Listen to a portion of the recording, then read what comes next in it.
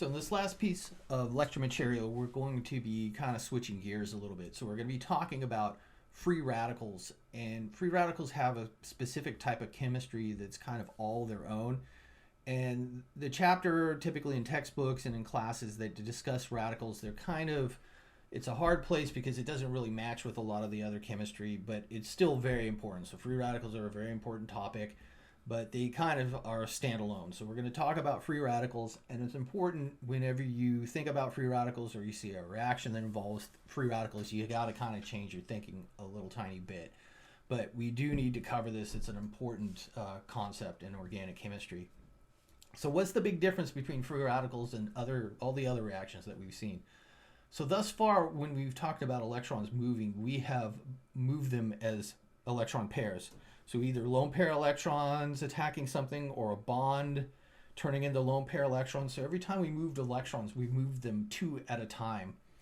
And when we look at this, so kind of an example here, so when I break a bond, so this is some of the things that we've done.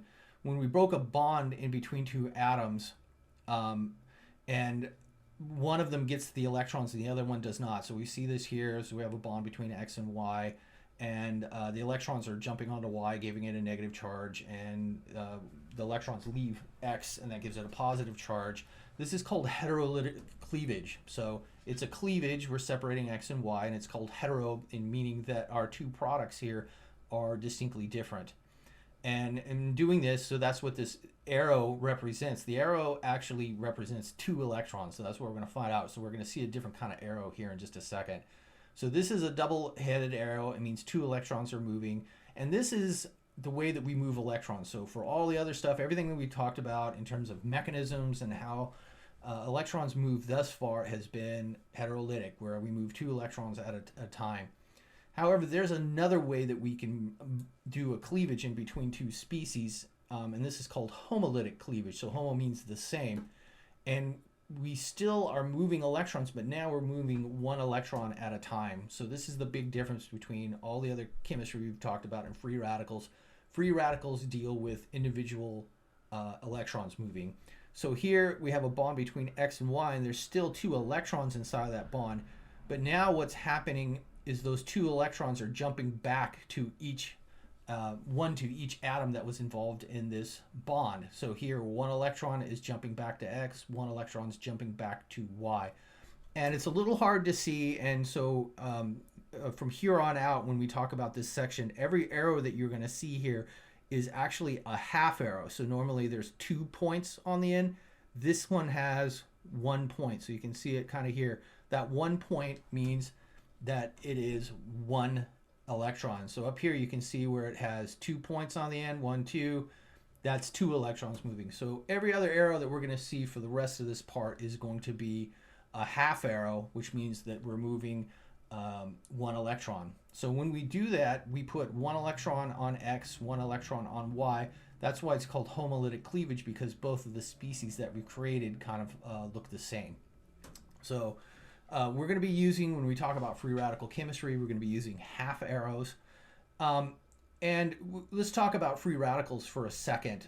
We talked about this kind of earlier on, that free radicals are what's called an odd electron species, and so they're really different. So most of the rest of the chemistry involve moving electron pairs, and so it's kind of unusual to get an odd number of electrons. So some of the more common free radical species that we're going to see here is like hydrogen with a free radical, so that's got 1 electron, a halogen with a free radical, and so when I mean a free radical, we mean an unpaired electron. So here all the other electrons around it are in a set of lone pair electrons, whereas this electron is by itself. That's what makes it a free radical. So when we count electrons around it, we have 2, 4, 6, 7 electrons. Here, so we're going to see free halogens as free radicals quite a bit, and then of course we're going to see carbon as a free radical. So here, typically when we see a carbon free radical, it has 7 electrons. So 2 for each bond, 2, 4, 6, plus another electron, we get 7 electrons. So the carbon still follows the octet rule. It wants to have 8. So free radicals actually represent a violated octet, and that's part of the reason why they are considered so unstable. So they're desperate to try to get another electron, and that's part of the reason why they're so dangerous. So you've might have heard of them, especially inside of the body doing horrible things, is because they're so reactive, and they're so reactive because they have a violated octet. And more importantly, they are electron deficient. So that's what we mean. It wants to gain electrons. So the way I like to remember free radicals is they're very much the same as a carbocation. So carbocation had 6, violated octet, electron deficient. So free radicals have a lot of the same properties, and we're going to see that here in just a second. Mainly free radicals are unstable. So it doesn't mean we can't create them, but they really want to not exist. They really want that get rid of that violated octet, and we'll see this. So another thing, and this is a kind of a weird one, when we look at a free radical and we say what's the hybridization on this carbon, normally we count electron groups. So in this carbon, I say what's the hybridization, you go, okay, 1, 2, 3 electron groups, and then you come here and you say, does this count as an electron group or no? So that actually it doesn't count as an electron group. So this carbon has 3 sets of electrons around it. So a carbon free radical is sp2 hybridized. And just like the carbocation, so a carbocation was also sp2 hybridized, just like the carbocation, because the carbon is sp2 hybridized, it has a leftover p orbital, and that electron lives inside of that p orbital. So the same thing was true with the carbocation. Leftover p orbital, positive charge lived in the p orbital. Here, the leftover electron lives in a p orbital. So because we're talking about sp2 hybridization, radicals are flat, they're trigonal planar, just like the carbocation. With this, what we're going to talk about is, because this chemistry is a little bit different, we're going to just talk about some of the basic reactions that free radicals can perform, and we're actually going to find most of the mechanisms that we see for free radical reactions only use a certain number of reactions themselves. So the first thing we're interested in is, we've already talked about how a free radical forms up here, is where we go homolytic cleavage. We'll talk a little bit more on how to do that in a little bit here. But one of the other reactions, so some general reactions, we've talked about homolytic cleavage, so that's where the bond breaks until it forms 2 free radicals, where there's the exact opposite. So 2 free radicals can come together and form a bond. So it's the reverse of homolytic cleavage, and this is called coupling. So the idea is both of these free radicals represent 1 electron, and both of those electrons are going into the space between these 2 R groups to form a bond. So it's just a way of representing what's going on as these 2 free radicals interact, they couple together, and when they couple, now they represent an electron pair or a bond. So really these half arrows are just pointing into the space in between the 2 R groups, and that's what they're trying to represent. So coupling is one of the things that a free radical can do. The other thing that a free radical can do is called abstraction. So abstraction means you're removing something. And so this is a really common occurrence with free radicals, is they can react with a different molecule and remove an atom from them. And this is actually why free radicals are so dangerous when they get inside of your body, that free radicals are electron deficient. They'll react with almost anything, and a lot of the times what they'll do is do an abstraction with some important biological molecule like a protein or DNA or something like that, and when you damage these molecules, they stop functioning properly. So free radicals inside of your body are relatively bad. So I mean, there is some systems that need it, but too many of them can be a problem. And so just remember, we've only talked about 2 things that a radical can do. They can take a bond and break into 2 electrons, or you can take 2 electrons and come together and form a bond. And that's kind of all that we really do with free radicals.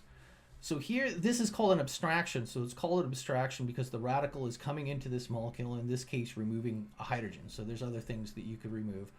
But the idea is this hydrogen is leaving this carbon, and it's going to the R group, which had our free radical. And that's what we mean by abstraction. So we've extracted a hydrogen.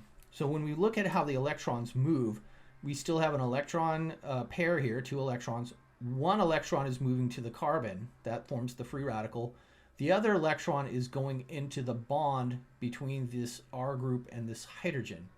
So one electron from here and the other electron from the free radical, those two electrons kind of couple together and form this RH bond. So really when it comes down to it, all we can do is take a bond, break it into two free radicals, or take two free radicals and break it into a bond. That's really all that we're going to do.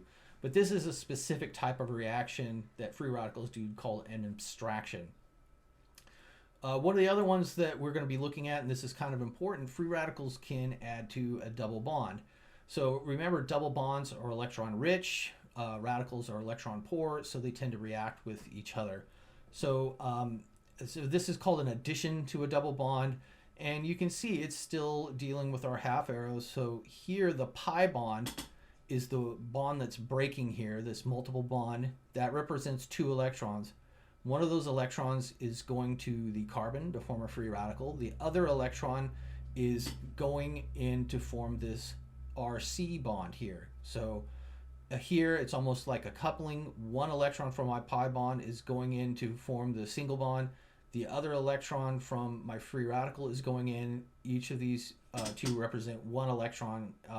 When they come together and couple, they form this RC bond. So one electron is going to form the free radical, and one electron from here, one electron here, to go together to form this RC bond. One of the other things that's important to realize is that radicals can be stabilized through resonance. And so we talked about this also with the carbocation. I'm not going to go into it, but we get extended p overlap with a free radical. We get conjugation with a free radical. So radicals can be stabilized through resonance. So there's a couple of important variations of radicals you need to be able to identify. The first one is called an allylic radical. And by that we mean that the radical is on a carbon that is directly attached to a double bond. This is a special type of radical because it is stabilized through conjugation, or it means I can draw resonance structures through it. And like with a lot of other things, the fact that this is unusually stable means that it's going to have an effect on some of our reactions, and so we'll see that here in a little bit. But I want you to know that this free radical is actually in conjugation with this double bond, which means I can draw resonance structures. So I just want you to see what the resonance structure looks like, and with other resonance structures, really all we're doing is moving this carbon radical down to this carbon, and once again it can go back and forth. So this electron is going in to form a bond. Here this CC pi bond has two electrons. One of those electrons is going in to form the CC double bond here, and the other electron is jumping onto the carbon to form a free radical. And so this is a resonance structure. It goes back and forth. This stabilizes the free radical, and that's the important part. So an allylic radical is stabilized through conjugation here, and so this is an important thing. So carbons that are directly attached to a double bond are especially important in free radical chemistry because they tend to form stabilized radicals. And so here, when it's a carbon attached to a double bond, it's called an allylic radical. And another important one, so we've seen the arene ring here, and we will talk about this more later, but the arene ring does have double bonds in there. We will talk about the difference between the arene and an alkene in a later state, but these double bonds still do conjugation, and I'm not going to draw out the resonance structure, but the idea is benzylic radicals are special also. So a carbon that's directly attached to an arene gains conjugation, just like the allylic radical. So whenever I do free radical chemistry, I take a second and say, is there an allylic or a benzylic radical present? And I need to keep that in the back of my mind because those two positions will form the most stable free radicals. So when we look at the trends of stability, once again, it's just like the carbocation. So the idea is a free radical is an electron deficient species, which means if it can gain electron density, it will become more stable. And how do we put electron density into it? We do that by adding alkyl groups. So this is through the process of hyperconjugation, like we've talked about. Remember, the free radical lives in a p orbital, and the sigma bonds from alkyl groups that are adjacent can donate electrons into that p orbital and slightly stabilize the fact that we have a violated octet.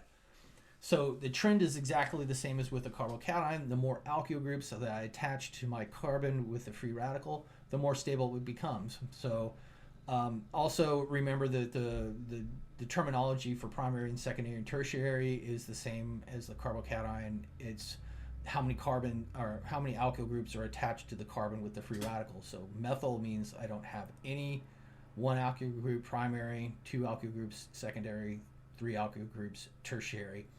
And so inside of here, when we rank these, the more alkyl groups is the more stable. So a tertiary free radical is more stable than the primary, and that's more stable than methyl.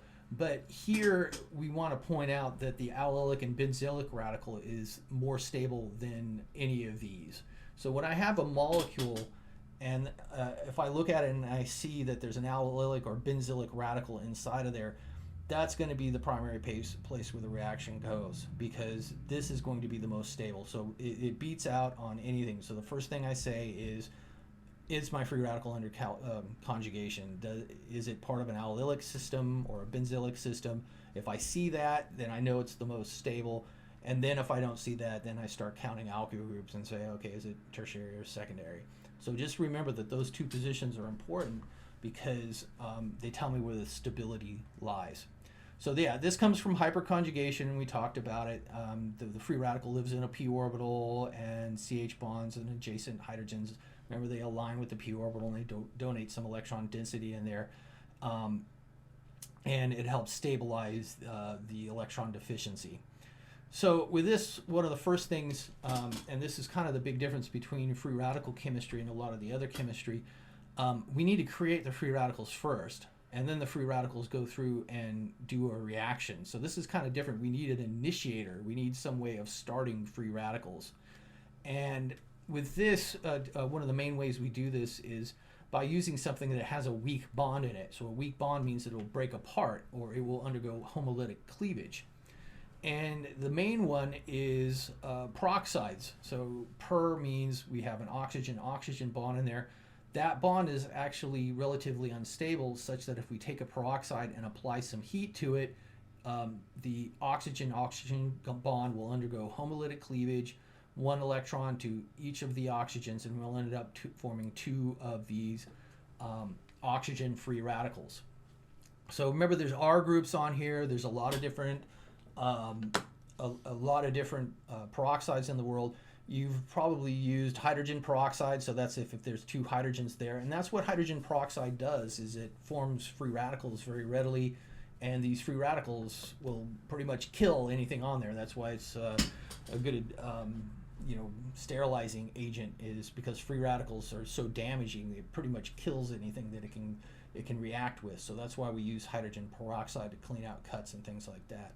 But for us, we tend to use peroxides with an alkyl group attached to it. So kind of one of the main ones that we've used, and you might have heard of benzoyl peroxide. They're used for like skin creams and things like that. Benzoyl peroxide is this molecule, so once again, it's a specific reagent. There's a lot of different reagents in the world that can create free radicals, but this is kind of one of them, and the idea is we have a peroxide bond in there, we heat it up, it breaks apart into forming free radicals. And then the idea is, once we form these free radicals, the free radicals are going to go on to do other things. So it's kind of different in that, we need a separate reaction just to start the free radicals, to start the reaction, and then once we make the free radicals, then the reaction will actually start occurring.